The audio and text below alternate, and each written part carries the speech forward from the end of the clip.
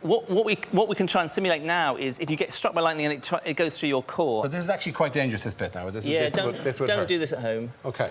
Now, just to reassure everyone, this is not connected yet, even though I plugged it in, until these two buttons are pressed. OK. OK, so that's a gherkin. Yep. And so imagine that's you get hit by lightning, and now it's going through the core of your being. So first of all, you see it boiling quite quickly, because there's huge amounts of current going through there. So it's boiling up, steam's coming out, and then it starts breaking down the very fabric of the gherkin, which could be you. And then the temperatures go... to boil, isn't it? Yeah. Come on. Oh, yes. There we go. There we go. And then it's so hot, you're getting actually light coming off it. And that light is a particular orange-yellow, which you might recognise, Dara. That's street light. That's sodium light. And it's exactly the same way. I mean, that is sodium from the salt in the gherkin. Wow. OK. Is it? Ooh, ow, wow. It's, it's quite a few thousand degrees, probably, inside there. Is it OK to go in? Is that all going to be all right? Yeah. OK, so that's the effect it'll actually have on flesh. Yeah. So, but the path, is there a vivid way of seeing the actual path? So the thing is, why does lightning happen? Because it's in a high charge trying to get through the air. The air is an insulator, so how does it get through? So it has to break down the air and make it into a conductor. And there's a really fantastic demo which I would like to show you, which sort of reproduces that situation. So this is... Let's say this is a piece of air. It's actually perspex, but they're both insulators. And we've irradiated it with electrons. So there's lots of electrons in here. You can't see them, but there's high voltage in there. Now, they've got nowhere to go because this is an insulator. They can't get out. And it's the same with lightning. So there's a huge amount of charge. It's looking for somewhere to go. So the electrons are sitting quite happily at the moment in rest. So how do we shake them out of that? Yeah. So we need to give them a high potential, basically a concentration point. And I'm going to hit it with a hammer. OK, let's bring the lights down so we can see this is as dramatic as possible. Oh, that's quite moody, actually. You tell me when. We're ready to go. OK. Oh! Now, although that looks like just a crack, it's not. If you look at it very... See the little light? There's more lightning still happening, occurring as it goes along. Because it's still giving parts of the electrons. My God, how long does that go on for? It can go on for hours, because bits of the electrons that are marooned in this insulator are finding this path which it created by breaking down this insulator, so melting it, basically, vaporizing it. So the little holes are what you see here, feathery holes. And these patterns of, you saw that on the people, who were burnt, you saw that on their skin, because that's exactly the same process. Here's the same effect in slow motion. So just hitting it with the hammer creates that effect. Let's see it. And that was the flash. That is the flash of huge temperatures. That's tens of thousands of degrees centigrade, because it vaporizes the insulator. And then that creates that fern-like pattern, and all the electrons are channeled down to Earth, which is why this hammer was connected to it. That is incredible. And it's still going, yeah. Yes. The first step in human-computer interaction is to teach the machines. To decode more subtle, sophisticated cues of our feelings, they concentrate on the most expressive part of our body, the face. The team is led by Professor Peter Robinson. What I'm really intrigued about is these things here. I've got this graph, output of my mental state. The computer is literally trying to read my mind, telling me what I'm feeling just from my expressions. For instance, the higher the green line, the more I'm showing agreement. So what's happening here is we're just using an ordinary webcam to look at your face, and then we're making calculations to work out where various key features are, edges of the mouth, eyes, eyebrows. And then it turns out that various combinations of gestures, like nodding while smiling, is a sign of agreement. Yeah, OK. Yes, I'm agreeing with you. I think this is very interesting. And I'm getting good agreement scores. You're agreeing, and we're getting a little burst of the red trace that shows that you're interested in what's going on, which I guess you probably are at the moment. Psychologists have identified an incredible 412 emotions for the computer to learn. And even then, our facial expressions can be ambiguous. Mouth open. Mouth open's a very interesting one, because there are two reasons that you might open your mouth. One is surprise, and one is happiness. And the difference is the colour inside. So we have to do a little bit of colour analysis of the aperture of the mouth to separate those two. I can see machines are becoming a bit more human. Wouldn't it be great if they really knew when you were angry with them, or shocked? Having a sympathetic computer could be really useful. And what if they could also be more human by displaying emotions? Would that be a good thing or a bad thing? Ah, Charles.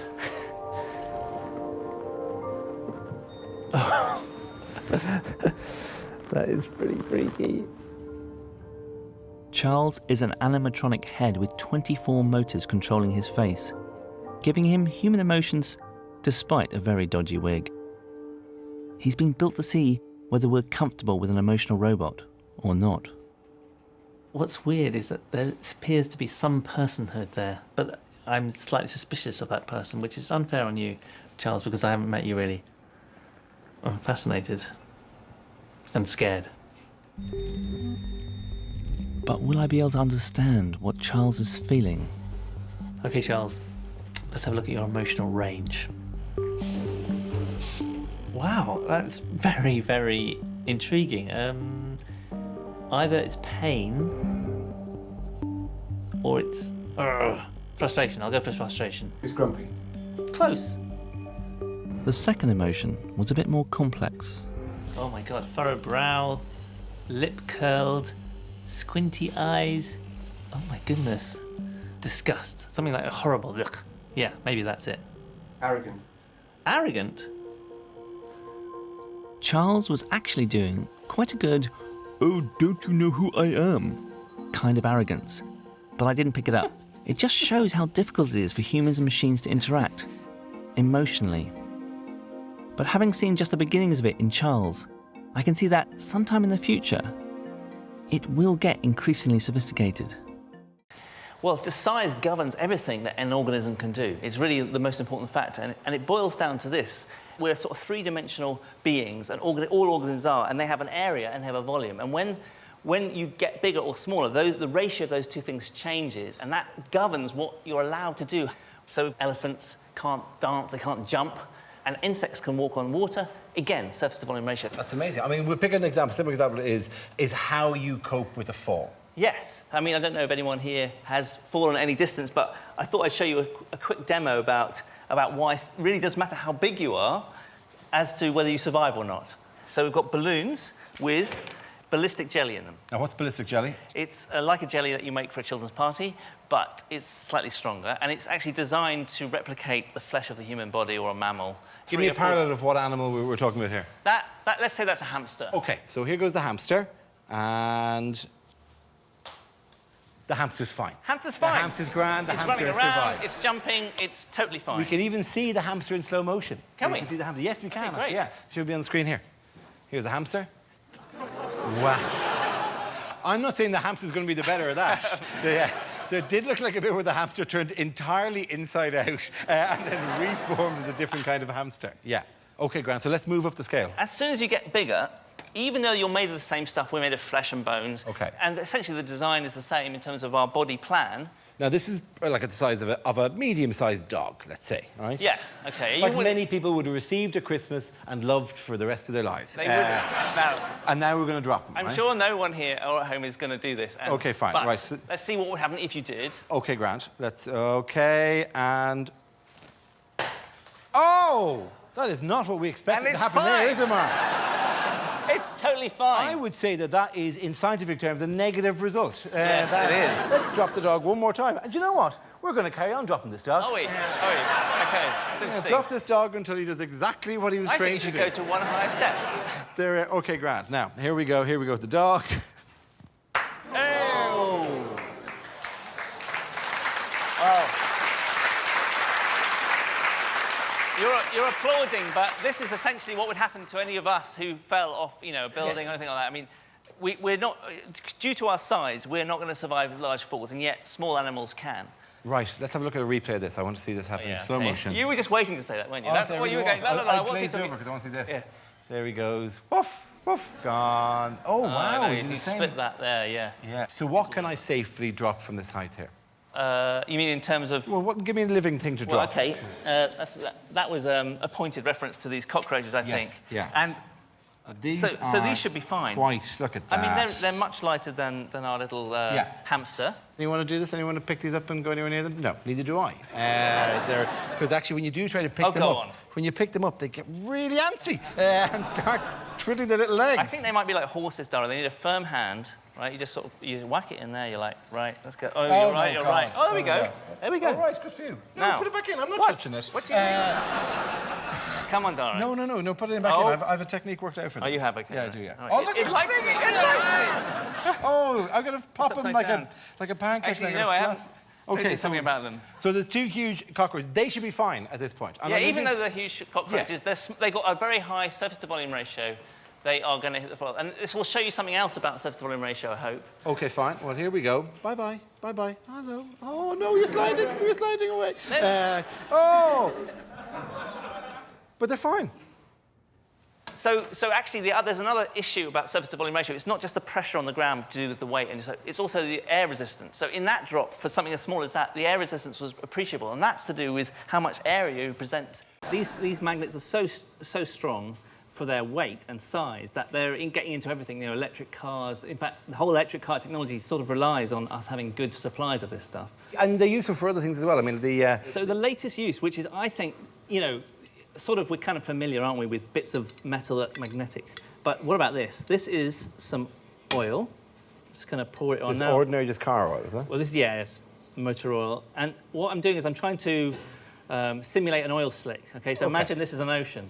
Traditional cleanup method, presumably, is to run a line around it and try to essentially scoop it off the top. An inventor in Greece has come up with a really intriguing way to get rid of oil slicks using magnetism. So he's got this kind of foam-like material. Have a look at it. Oh, it's dry, yeah. It's a bit like, it feels a bit like polystyrene. Yeah. And it's got a material that likes oil, so the oil is sucked up when you put it on top of it, and then little magnetic particles in there. So in theory, let's see if this works. You can see it being sucked up. Look. Yeah, look well, it's definitely hoovering up the oil. So now all I need is a magnet. Okay. Okay, now look. Yeah, that's very satisfying. Don't you think? That I mean, is obviously, fantastic. if this was a massive ocean, I wouldn't be just spreading it further around. But, you know, you get the idea. This is, you know, there it is, and then you can just take it off. And then and that pushes off quite easily, doesn't it? It's not like it's as glued to this as the magnet was to the table. There you go. Oh, that's fantastic. Wow. And could this be done, though, on a huge industrial scale, or is it? Well, they have done a trial. In fact, I think we've got some VT of this, which... So when there's lots and lots of oil, mechanical methods will still be quite relatively efficient. And at the moment, they put detergent in, and that's actually the big problem, because those little droplets of oil and detergent then get spread out in the whole ocean, and they cause a lot of damage. And so this is potentially a really interesting solution. That's a very neat you can see it there. Lovely. Well, you can see it. Yeah. OK, well, what else have we got? Let's put that down. Is this oil again? Now, this looks like an oil. So this is another idea about trying to do oil slicks. But imagine instead of trying to absorb the oil, what you did is you made the oil magnetic, or at least respond to a magnet. Now, have a look at this. This is just a demo to show the idea. So this is a magnet under here. This looks like a normal bit of oil. What they want to do is turn oil into this material. That is fairly astonishing. So this is called a ferrofluid. And what it is actually is a liquid with tiny little magnets in it. They're so small, they're bonded in a way to the water. And this means it basically takes the water with it. And you get what those peaks are those invisible forces that we were all introduced to at school about magnets, the flux lines. Like the iron filings that you would scatter, like whatever. Those are just a kind of a 3D version. This is evidence that they're real, you know, and this is a field that you can see. That's fantastic. But imagine you could turn an oil slick into this stuff. Then all you'd have to do is get a magnet and you could confine the liquid. And you just basically pull it into a... Well, you could pull it by doing it the other way around. So if you hold that... OK. If I put the oil slick on the bottom here... Okay, I know. You're absolutely right. Past history has told us that this is probably bad. Can you put that on there? I'll put that on there. OK, so the magnet is there. Yeah. Now... Fields all around it. Yeah. And then you basically could suck up the liquid. I mean, literally physically suck it onto a ship.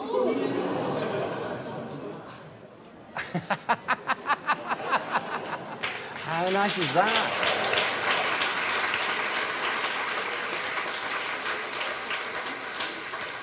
It's quite spooky as well. That is really eerie and wrong. Really kind of creepy. And it's actually arranged itself along lines of field. Yeah, and it's really messy to get. Yeah, because Because presumably if I take that off, it's just going to come down, splashing It down. will come. Do you want to have a try? No, I don't. I'm going to leave you okay. to that.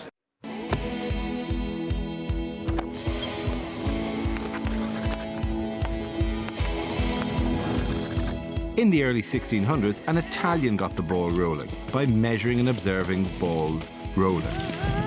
Galileo also timed pendulums and dropped different size objects off the Leaning Tower of Pisa to see what would happen. And despite upsetting the Pope, his ideas had apparently made God very cross, Galileo's work became the rock on which modern physics is founded. Later, free from angry popes, Isaac Newton moved things on by abandoning balls and embracing apples. Why, he wondered, did they always fall downwards, not sideways or up?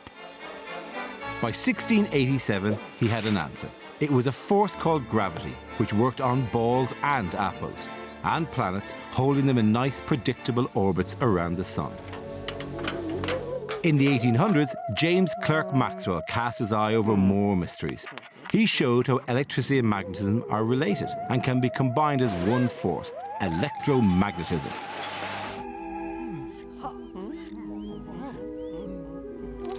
All that was left was to plug a few remaining holes. But by 1900, the holes were getting bigger. The latest discoveries didn't build on the old ones. Things like X-rays and radioactivity were just plain weird, and in a bad way. Top scientist Lord Kelvin saw dark clouds hanging over the subject. Then, in 1905, a Swiss patent clerk started a full-on storm. Einstein, go. 26-year-old Albert Einstein tore up the script. First, he claimed that light is a kind of wave, but also comes in packets or particles. In the same year, he published his famous equation, E equals mc squared. It says that mass and energy are equivalent. And if that wasn't shocking enough, he released the mind-blowing results of a thought experiment. So hold on to your heads. It starts with the assumption that the speed of light in a vacuum is constant. Now imagine that someone watches a spaceship flying very fast. What they would see is a ship's clocks running slower than their own watch. And the ship will actually shrink in size. But for the astronauts inside, all would be normal. Einstein said that time and space can change. They are relative depending on who's observing them. This is special relativity. His ideas shattered traditional physics. He'd open a door onto the weird world of the quantum, where cats can both be alive and dead, where God plays dice and where everything is uncertain.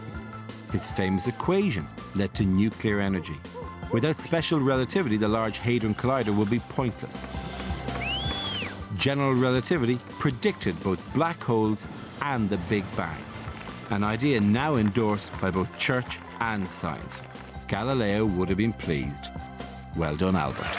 This tank of water here, when light comes through it, has to change speed. It goes at the speed of light in water, which is slightly different, and that means it bends, and that's the measure of the bend of the change in speed of the light is called the refractive index. And of course, if we have something in there that has a very similar refractive index to water, it would appear invisible. Because it wouldn't bend the light. Yeah. And in fact, we do. Watch this. Look at that. In there. And nearly impossible to see. It looks like frosted They're like glass. jewels. And they're basically, almost the same refractive index as water. So it's very, very hard to see them. Another use of light, and this I find quite interesting, is in detecting counterfeit whiskey. Now, how does it do that? Right. By the way, can I just point out how great it is to see these magnets are still here? Every time I come past, I you can make still a can't get them off. They're here for a week. But the counterfeit, because the counterfeit whiskey it's a big deal. People, you know, and but each whiskey has a signature. Yeah. Because So when you run if you light take through the original drink, you can shine light through it and take the scattered light that comes off it, and then compute the kind of chemical nature of the liquid. I'm sceptical about this and its ability to beat me. Let's test it. Okay. Let's see. Let's try a bit. You take a sample first before you. Right. So this is the machine over here that's developed in St Andrews University, and we're going to use their kit. So which one do you want to try first? Oh no, let's try this one first. Let's try A. this one. Okay. So I'm going to take a sample of A. Okay. Okay. Okay, Grant. Now I'm Now going to have a taste you of take A. a sample of A, but don't. But you can spit it traditional out. I think methods. there's a spitting spittoon somewhere. I'm not going to spit it. We're nearly at the end of the show. It's going to be fine. So, Dara, you can taste that and see if you know what type of whiskey it is. And over here, the computer is going to have a look at this sample I've taken. It's a nice whiskey. That's what it is. So what this machine is doing is it's taking that sample of whiskey and working out its chemical composition. And then it's comparing it with a library of chemical compositions for different whiskies that it already knows and seeing whether it is one it knows or one that it doesn't know. Yes. It's like a fingerprint of the whiskey. Yes. Yeah. You need to tell us what you think number 8 well, is. I think it tastes like a perfectly good whiskey. I'm not going to place it on some... Well, is it a single malt? Is it It's single malt. It's definitely single malt. Oh, it's definitely single malt. Ooh, very confident about that. It what tastes kind, like though? A label? Oh, I don't know. It's not too peaty, so actually, I don't know. Glenmorangie, I don't know. So, yeah. Okay. Right, let's... So we run the light through it. Now the computer comparing it and says it's a pure malt, correct, but a Japanese. Japanese pure malt. Okay, so let's find out if the computer is right. If I'm right, is the computer right? Yes, it is. Very good. Well done. Congratulations. Fabulous. Excellent. Let's leave that for after the show. Fantastic. Okay. Let's face it, that's not a trivial task for a computer which knows nothing about whiskey, really, in terms of... But actually, and by shining lasers through it, has kind of worked it out. I mean, I think it's really impressive. The way the light is scattered by the hydrocarbons in that tiny sample is enough to give a signature, like a distinct signature for any given whiskey. Clean that off. We've got two more to go, right? So, which one should we test? Yeah, you try that. I presume, I think, just almost by smell alone, that this is the counterfeit. So we're shining the light to it. Oh! Now, hang on. That, in and of itself, doesn't prove anything. This is actually the bottle. Let's lift it up and see if both myself and the computer are right. This is... Oh, well, actually, it doesn't have a lid on it, to be honest. It just had the word Scotch whiskey. This is just Alox P. Yes, that is somebody's microbial flora made liquid. And this, I presume, that's a Macallan. OK, fine, yeah. We're constantly presented with luscious images of food for us to slaver over in ads and cookery shows and recipe books, as though we're just Pavlov's dogs. But how much of our reaction to images like these are a genuine response to the idea of eating food, and how much of it is our brain putting a spin on things? Mark? Well, I mean, you heard the phrase, you eat with your eyes.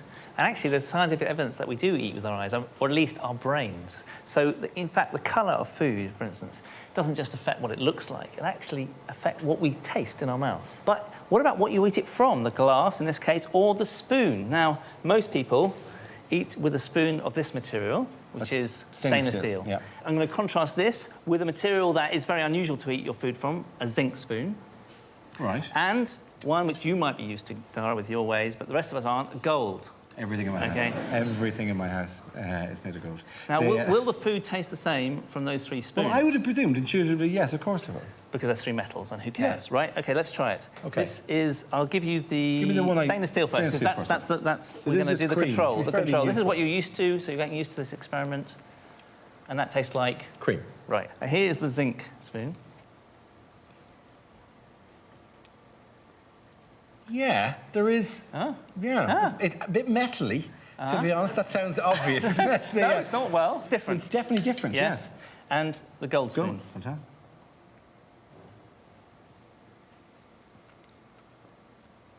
That tastes creamier. Yeah.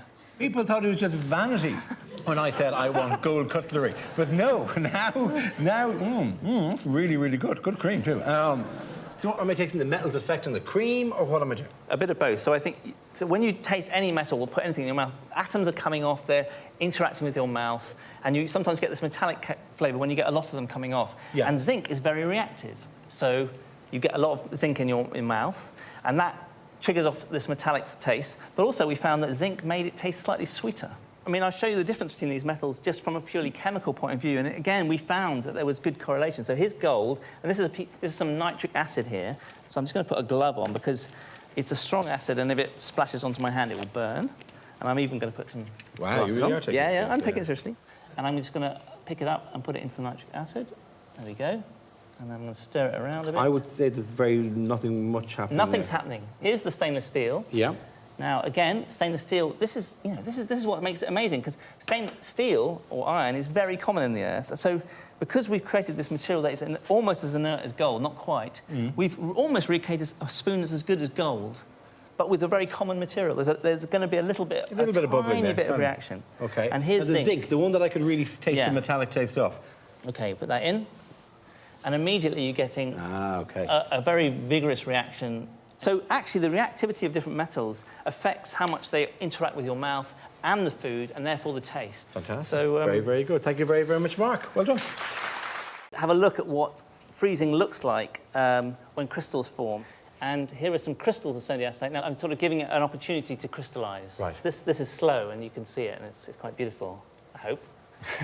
OK, ready? OK, you can see it there, right in the middle. Oh, my God. Now, imagine that is your cell, and this crystal is forming. Wow. OK, and it's basically disrupting the nucleus of the crystal. It's maybe met the membrane, and it's bursting through it. This is not a good situation to be in if that's your head and you've been frozen. That's beautiful. It is beautiful. I mean, that's maybe what they think as they're being frozen. Wow. Yes. This is wonderful. I can't wait to see the future. No, turns out you're not going to see the future at all. That is absolutely lovely. Yeah, it is wonderful, isn't it? But there is a way around it, or at least potentially, because you can. That was slow, and you got these very large crystals because of it. And as I was saying, they're mechanical objects, and they're going to do some stuff to you. What if you could freeze it so fast that all of the crystals were tiny, really weeny ones? So actually, they could be accommodated within your cell. If you freeze it so quickly, they only have time to go very, very tiny, and then tons of them form immediately. And you get these tiny crystals. And how would we achieve that, Mark? Very, very cold stuff. And one of the things that these people are doing is being plunged into liquid nitrogen. We've got some here. Now, first, let's just show you people what happens, how fast you can freeze something like a carrot. At home, of course, you put this in the freezer, and it would take several hours. OK, grand. Hang on. There we go. Right. You must think I'm obsessed with carrots, but they are good for you.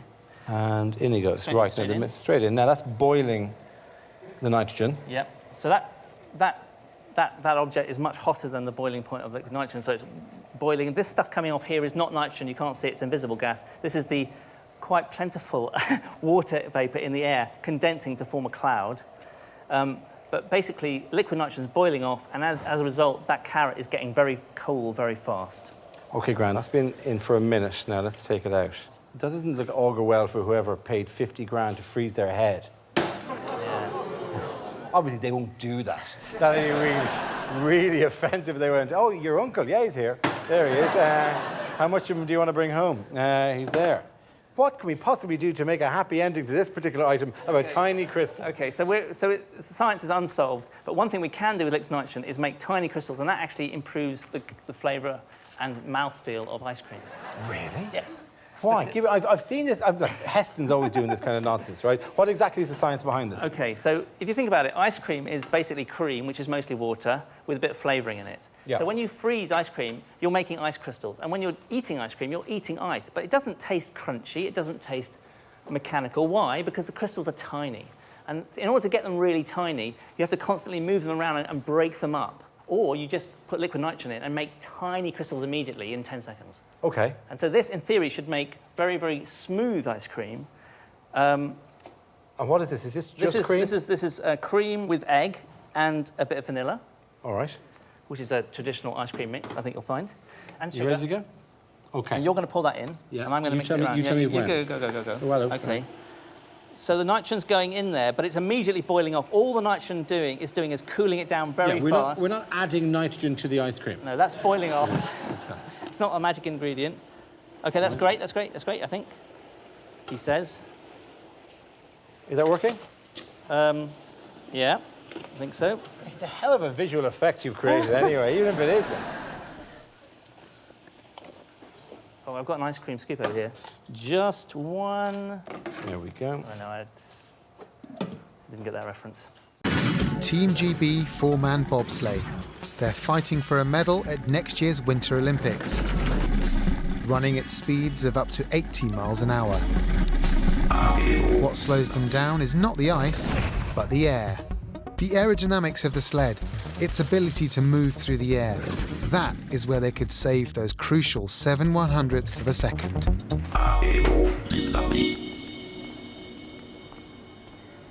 To fulfill their Olympic dream, they've come to BAE Systems in Preston.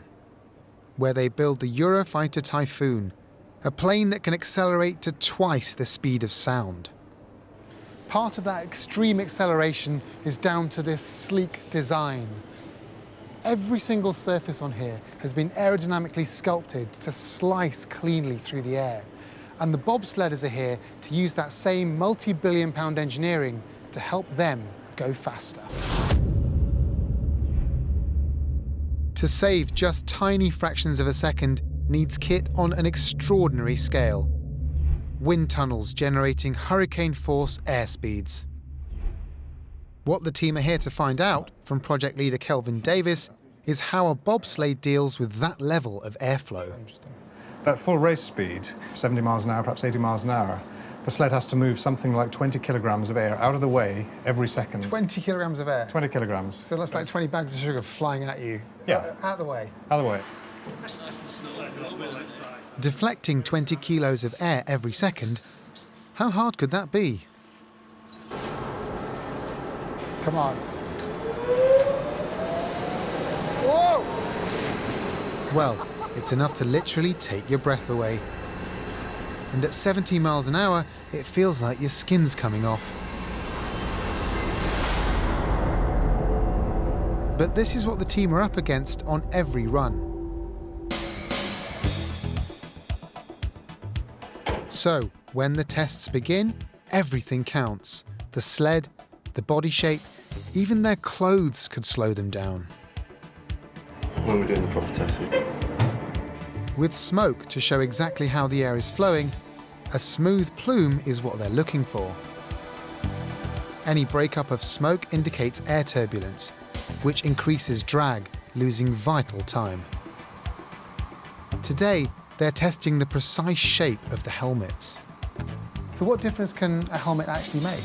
It can make a big difference. If you look at the athletes, the way that they're sitting, just the way they're aligned in the sled, the way that the backs of the helmets are protruding from the sled, any of those can make a big difference. These helmets are looking good. The flow around them is smooth, and the red line indicates that drag is low. But could a new helmet be even better? The shapes look almost identical, but a tiny difference is all they need to win an Olympic medal. Is the flow smoother? It's so hard to tell with the naked eye, but the computer has spotted something. So we'll start seeing the line appearing here, will we? Yeah, you can just see the first point slightly below, which is good. Bit of a drag reduction. That's good. It's fantastic. It's clearly lower. Exactly how the helmet has done this, we can't actually say. It's a closely guarded secret. The human brain contains around 90 billion neurons. It's the most complex known object in the universe. So-called smart drugs exist to make it even more powerful. And 1 in 5 academics have used them, according to a Nature survey. If you look in the internet, you'll find loads of examples of people who take smart drugs writing about their experiences. I've got some of them here. I went from a C average student to an A+. I wrote 2,000 words in an hour and a half. My senses are sharper, my work is much faster. Now, I'm always putting things off, dreading the big pieces of work that I have to do.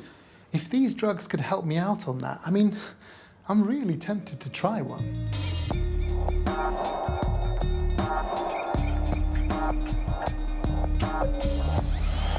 So-called smart drugs cover a variety of prescription medicines, originally developed to treat a range of brain disorders.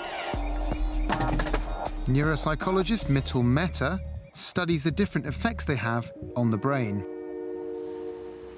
Well, if you think about cognitive enhancers, neurotropics or psychostimulants, these are all terms that you might hear in relation to smart drugs, but they really refer to drugs that are designed to treat people with cognitive impairment, such as Alzheimer's disease, patients with schizophrenia, patients with attention deficit disorder, traumatic brain injury. What are these drugs doing in the brains of people who actually are healthy? It might enhance information flow in certain brain systems, stabilising neural activity. And this is one way we think the psychostimulants might work in the frontal lobes of the brain. Another way they might work is by enhancing the signal-to-noise ratio, so making the signals a bit clearer in the brain. I didn't realise it, but the use of smart drugs is allegedly quite widespread in the world of academia. Anders Sandberg is a philosopher who studies smart drugs, often under their influence. My main cognitive enhancer is, of course, caffeine, but I do use modafinil, which is a prescription drug originally intended for narcolepsy, but I'm using it for alertness and sharpening in my thinking. What should people be wary of before taking something like that? Cognitive enhancers, many of them are stimulants, and of course stimulants tend to raise your blood pressure and improve metabolism and exhaust you. But also you can think about memory enhancers. Well, they affect memory systems. You might learn a little bit too much. You can go a little bit obsessive. So there are always trade-offs. You need to figure out the right drug for the right task. In sports, performance-enhancing drugs are banned, as we want athletes to compete au naturel. It's the same with exams. Schools and universities want to test your natural ability. So in that context, taking any smart drugs, well, I mean, that's just cheating. At Cambridge University, Barbara Sahakian is looking at the wider social issues surrounding smart drugs. I've discussed it with student groups, and some of them feel they're being coerced into using them. They feel like they know that other students are using them to get an advantage. But outside of competitive cleverness, do you think that these drugs could help us to have a better and more productive society? I mean, first of all, we obviously need to have the safety information, long-term safety information. But when you consider that we do have an aging population and people want to stay at work better, want to function in their own homes for longer and not go into institutionalized care, we may well find that this is very good. We may also find that people are making faster discovery. Now, that is fantastic. What is that? It's a Lyle's fruit bat. A Lyle's fruit bat. Will he or she sit comfortably there? He will, we hope. Yes, on you go. There we go. Now, bats seem an unusual candidate for seeking out eternal life. Why bats? They would seem that way, but in nature, there's a hard, fast rule. And in nature, how long you can live for is typically predicted by how big or small you are. Small things, they live very, very fast. Think of a mouse. Yes. Whereas big things live much more slowly. They live in a slower lane. This is always said in terms of the number of heartbeats as well. Is that just a very rough? So heartbeats again is this rough estimate of metabolic rate. The faster you live, the shorter your lifetime. Okay. However, these magnificent creatures, these beautiful bats, they defeat this rule. Bats are very, very unusual because what they do is they live very, very fast, yet they can live for an extremely long time. So the secret of an extended health span lies within their genome, and that's the work that I look on. We're not advising people to sleep hanging from their feet. No. It's not. No, okay. no. That's not the thing. Generally within animals, cells have a certain amount of time that they can keep regenerating, and then they stop. In each one of our cells, we have all our DNA. And along each length of our chromosomes, you have these repetitive regions, these telomeres, because there's a big problem in how DNA replicates. That every time your cell divides and replicates, your DNA gets shorter and shorter and shorter. So telomeres are at the end of our chromosomes that allow us to deal with all this replication. But what can happen is that there's a theory that cells can only replicate so many times because as the telomere gets shorter and shorter, they get to a critical point and then bam, that cell dies. So again, this is a bit like these heartbeats. How many heartbeats can you actually have over a lifetime? So the question is, do bats have some way of either lengthening these telomeres or stopping them actually degrading? The oldest caught bat was 42 years of age. Doesn't look particularly happy about it, by the way. I loved it. We fed him a mealworm. He was just fine. It's hard to age them because they already look creepy and really old. This one's beautiful. This is very, very beautiful. He's very, very lovely, but he is really creepy. Was the hanging upside down and the leatheriness and the that's all association? Bram Stoker's connection. I know. We do forget that. Think secret of everlasting youth, not nasty, blood-sucking vampire. Okay, Grant. You're rebranding the bat as we're going along. But the thing of it is, they may have something genetic now, and we hope to find that and then possibly use it. Yes, that would be the idea. So what is it that they're doing? Is there, as we age, what happens is some of our genes get switched on and switched off. There's an aging-related dysregulation. do the bats not experience this? So then we need to realise that, well, if they don't experience this, what is it that they're doing that allows them control the regulation? And then the question is, how would we do this? May I, or would it be inappropriate for me to touch? You might want a glove. I might want a glove, really. Are they? Do they grip? They will grip. Okay. Will they hurt? No, not if you're good. Okay. Wow, I didn't know there was an element of judgment on behalf of the bat. And I guess the whole idea will be that if you can try, it's hard to get him off this because he doesn't like to let go, but you want to try and pull him off and get your hand higher, but don't use his hand because he might bite. Okay. No, he does seem to be resisting this. Quite openly. Hello, how are you? Very, very well.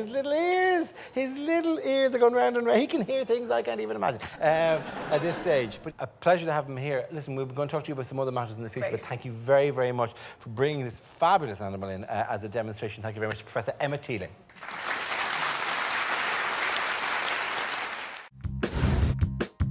Your head might be only 175 centimetres from your feet, but time ticks faster up there, by 687 quadrillionths of a second every hour. By the end of your life, your head is a massive 484 billionths of a second older than your toes. And here's another example. Say at 25 you took a job at the top of the Empire State Building. That'd be 8.4 hours a day, for 260 days a year, for 46 years. You'll have worked a colossal 14.7 millionths of a second longer than the people on the ground. But it's not just height, speed warps time as well. Take a sprinter, a high-speed train, and the fastest car on Earth. If the sprinter ran 100 metres in, say, 9.58 seconds, he'd finish 6 quadrillionths of a second younger than if he'd stayed in the starting blocks. Jump aboard the Eurostar. By the time you get to Paris, you'll have aged 168 trillionths of a second slower. And if you tried to break the land speed record, driving at 1,228 kilometres an hour, then you'd have gained 3 trillionths of a second. Spend your entire life at that speed, and you'll have a whopping 2,000ths of a second on everyone else. But to see some really huge effects, you need to go higher up. As well as going over 100 times faster than the Eurostar, the International Space Station is over 415,000 metres above our heads. Every hour in the ISS is a millionth of a second shorter than here on Earth. Spend your entire life up there and you'll be almost a second younger. Proof that science really can slow the aging process. Janet, I want to discuss light to you as well as time, because light being a constant, was that known at the time? Was it surmised? It was discovered by Maxwell that, that the speed of light drops out of electricity and magnetism. So suddenly there's this huge discovery that electricity and magnetism, that these electromagnetic fields are light. If you run at a train, it's coming at you faster than if you run away from a train. But light is not like that. So the fact that it's the same whether you run towards a light beam or away from a light beam is actually so strange that everyone thought it was a wrong result. And what Einstein did was say, actually, I think that's right. Everything we see and every measurement we've made and all we know about space is because of light. Yes, more or less. Are there other ripples that we should be looking at? Right, so if we're going to be talking about Einstein, we have to talk about gravitational waves, which is the idea that if very massive things were to collide, like two black holes, which is sort of the favorite candidate, that they would cause space to ripple around them, kind of like fish swirling in a pond and the water would ripple. And those waves are literally waves in the shape of space. So if you were standing by these two black holes, you wouldn't be able to see them, and they could collide, and you wouldn't even know it had happened because you couldn't see them, but all of a sudden, you'd be like squeezed and stretched as those waves pass through you. And they travel at the speed of light. But if space is if space squeezes and stretches, do you actually physically feel yourself squeezing and stretching? If it's strong enough, you would. If it's strong enough to like overcome the electrochemical bonds that hold you together. Rio de Janeiro, home to 6.3 million people. That number will explode when the city hosts both the World Cup and the Olympics in the next 3 years. Its infrastructure will be pushed to breaking point. So here, they're already tackling challenges that we're all going to face as our cities grow faster than ever.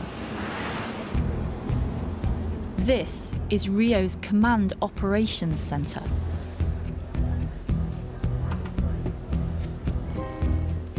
An extraordinary control room for the city. You'd think that things like this might be hidden away in lots of cities, but actually nothing quite like this exists anywhere else in the world.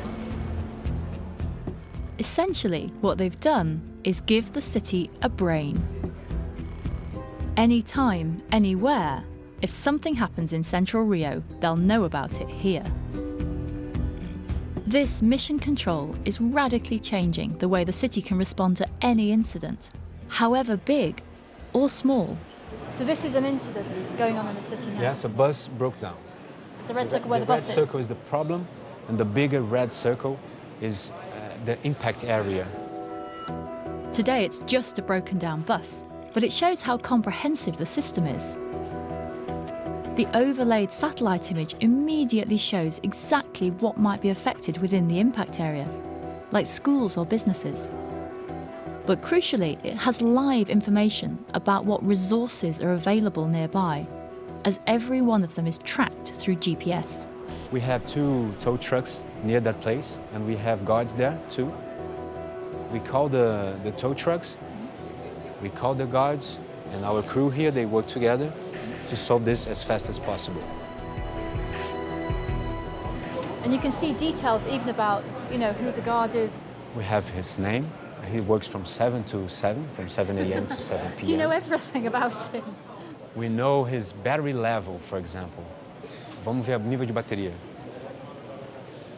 75%. So you can tell that he's probably okay to talk to because his battery isn't about to go dead. We have his cell phone, we can call him. But the system isn't just about responding to what's happening today. They're also collecting data and analysing it. They're learning how their city works. We have discovered, for example, that every Friday, 5:30 p.m., we have most of the motorcycles accidents. So you can see patterns like that you always have a motorcycle accident at 5:30 on a Friday and start to try and work out why that is, and then maybe prevent it. Prevent it, put a campaign, work with the information that we have. It's that ability to learn that gives this system so much potential. Rio can monitor itself to such a remarkable degree, and it can adapt and predict. It has the potential, more than any other city, to respond to change. And as more and more of us choose to live in cities the world over, and they become ever more complex, I think this has a universal application. Not even the human voice has escaped the influence of computers. Thanks to automatic tuning, you no longer have to be able to sing to record a flawless song. Estelle Rubio is a singer-songwriter who teaches studio production at the Tech Music School London. Here it is. Wow. I have to say, I was expecting a bigger mixing desk than that.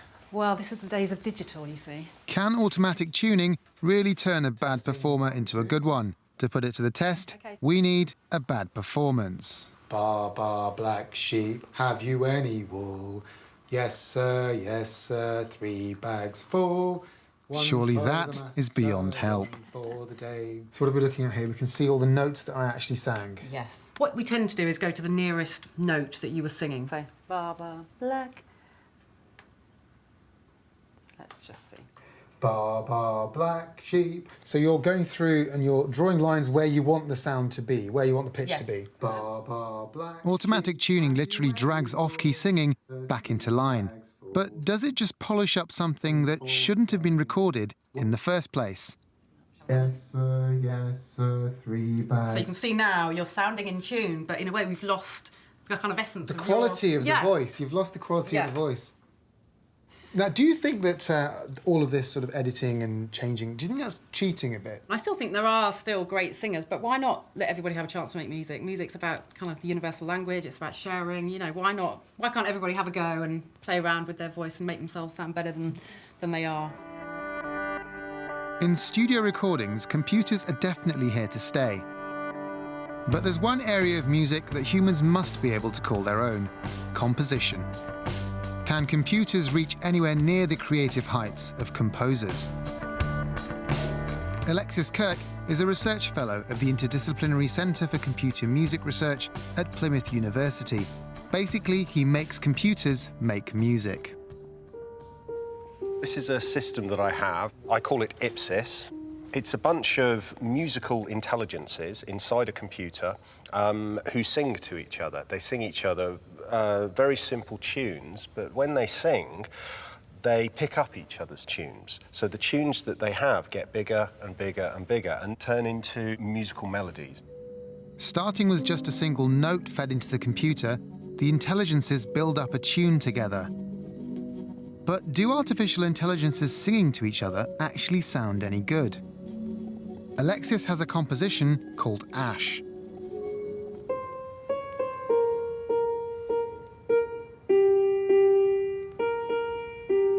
So if you close your eyes, it's like a 4-year-old playing piano. Yes. Learning how to play piano. Yes, it's very plodding. It's very kind of precise in the rhythm. No human would play this tune this way. It might not sound like much, but to write a pleasant melody from scratch, computers have to draw on something they just don't have: feelings. Alexis had to give his algorithms emotions, but they also need another form of human behavior. As well as compose the music, the system can perform the melodies in an expressive way. So there's kind of 2 layers to this.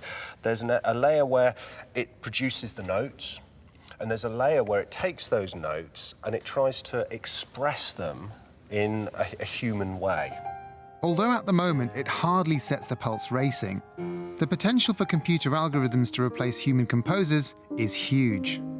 Now, what we're trying to do is get the dead cheek cells from inside of your mouth into your saliva, and then we're going to make a cocktail out of your saliva. I think that's probably enough. In you go.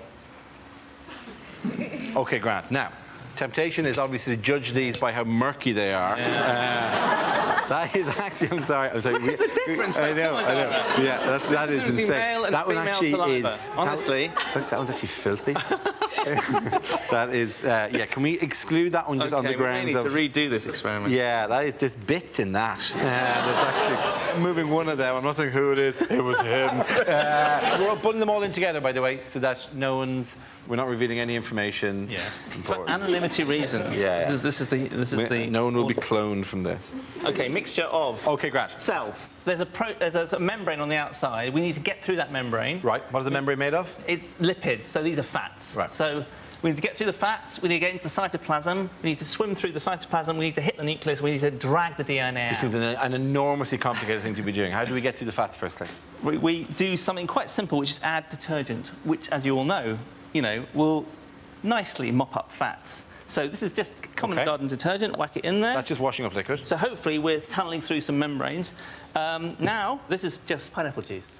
And what's in pineapple juice? Well, it's got this protease called bromelain, and it's really amazing stuff. It's used to tenderise meat. If you put it on meat, it will essentially dissolve it almost. So now we just need to mash this up. There we go. I think you can hear the cells screaming. Now, OK, here we go. Now, there's too many bubbles and frothy stuff in there, so the next thing is to strain it. So I'll try to... You really have all the gear, don't you? Try this at home with the old vodka martini. You're like that cocktail shaker you never use, that you got as a wedding present or something. And so true, so yes, true. it is, yeah. So, OK. Oh, wow. There we go. That's quite exciting. OK, it's quite clear. Now, we're going to get the DNA to come out of this solution by marrying it with this alcohol, where it's not such strong alcohol, that it doesn't dissolve. The DNA doesn't dissolve as strongly in it, so it will sort of precipitate out. By the way, just check how that is. What percentage that is? This is 88%. OK, go on. Oh, yeah, go on. Really okay. Oh, no, don't. Well, that's okay, that's properly now. Usual. Yeah. OK. Polish vodka? While you're doing that, yeah. Generations of Poles. We know how to drink that stuff. Oh, Jesus. This was the real experiment, by the way. It's worth it for that. Oh. I think inside, is it down here now? Why is that your national drink? That is horrible. Oh, God. Oh, wow. Bits of my throat, everything. That's... DNA? Yeah. Oh, I'd say, yeah. Blood, actually. So we're going to get a layer of alcohol that's going to sit on top of this solution. And when the DNA molecules hit that layer, they can't dissolve as well in that, and so they sort of come out of solution. So they rise out of... They hit it, and then it's a bit like sugar in tea, right? When you cool it down, it's not as soluble. And there is you a can see, cloud of right. DNA. That is really, really good. That is the joint DNA of 3 of you. Have we a shot that we can get from here? Because that is absolutely amazing. Really wonderful. It's really, really clear. Yeah. Chuck, can you come in here, right? Now that is very clearly, that's like a little web of DNA. You should all be very proud of the strength and health. Okay, so now you can sort of gather it up. There we go. Wow. That. Although it looks very unimpressive, that goo, that is the genius that is life. Our understanding of earthquakes comes from expensive equipment buried deep underground. This bunker contains some of the most sensitive seismic equipment on the globe. If there was a magnitude 5 earthquake on the other side of the planet, this would see it. The problem is, even here in San Francisco, where hundreds of thousands of people live directly on the San Andreas fault zone, the current sensor network isn't good enough to send reliable warnings out to the public. Building thousands more seismometer stations at about $80,000 each isn't really feasible. But luckily for Californians, a much cheaper solution might just be around the corner. Dr. Elizabeth Cochran is an LA-based geophysicist who's passionate about teaching earthquake science to her local community. So we're going to try and demonstrate our different kinds of waves. She's figured out a way to use a cheap $40 seismometer to transform a regular laptop into an earthquake monitoring station. Here we have a sensor, and it's actually connected into the laptop just by a USB port. Anytime I move the sensor, it sends the information into the laptop, and we can see the readout here on the screen. We're actually using these sensors to record moderate to large earthquakes here in California and actually around the world. But Elizabeth's real breakthrough is to recruit a network of thousands of volunteers to host these sensors. All they need to do is plug them into their laptops, tape them down, and then they'll start sending vital earthquake data to a central computer for analysis. But this is so tiny. I mean, how does this compare to your professional equipment? So this is quite a bit less sensitive, but it has some benefits. They're pretty low cost, and we can have them, say, in every block or in every house.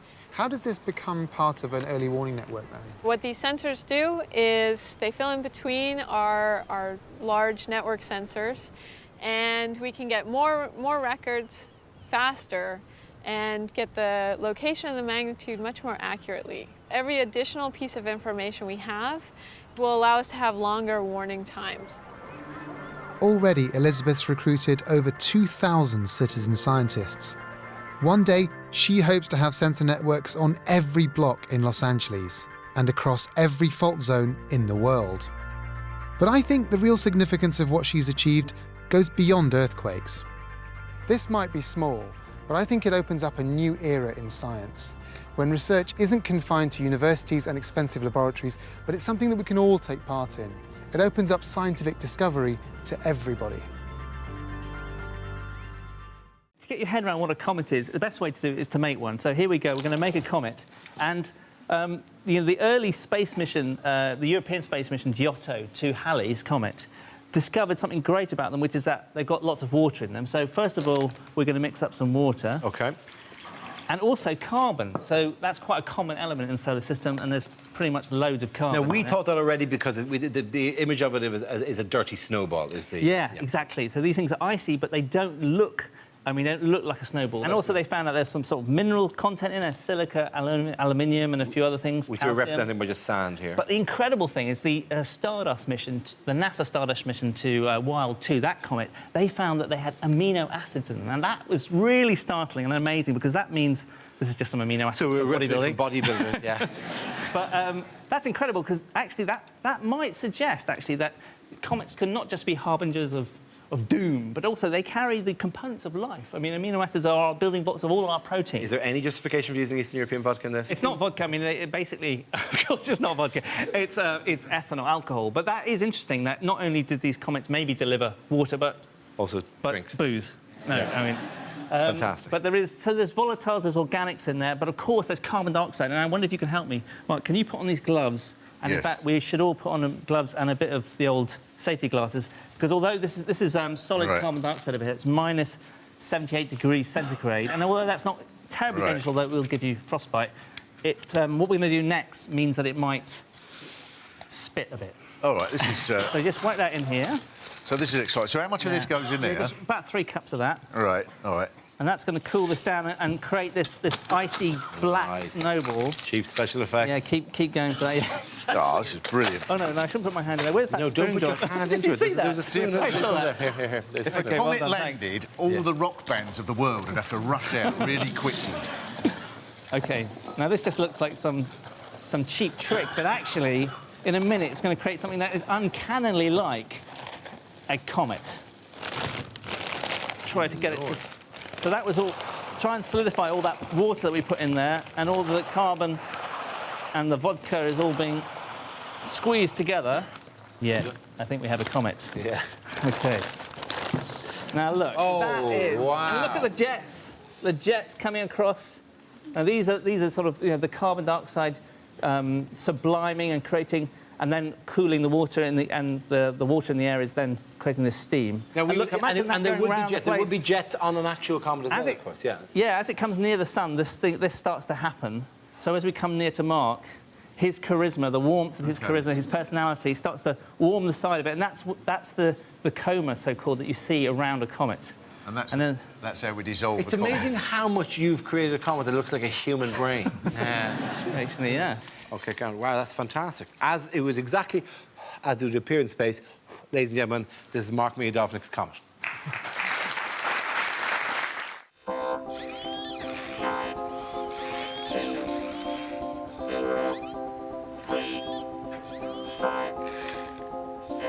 I'm finding it quite hard to control this robotic arm. But a few months ago, a woman called Kathy Hutchinson picked up a coffee cup with a robotic arm. It was a special event because Kathy is paralysed from the neck down. She was controlling the robot arm just with her thoughts.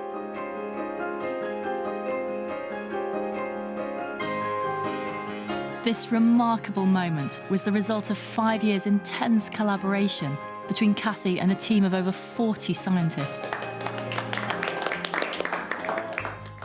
Our brains are buzzing with electrical activity, signals whizzing round all the time.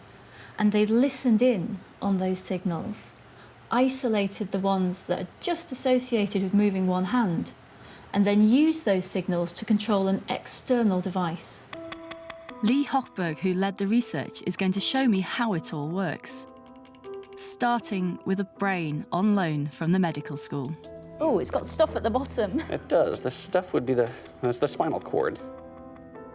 If you have a stroke, it can disrupt the connections between your motor cortex and your spinal cord, leaving you paralysed.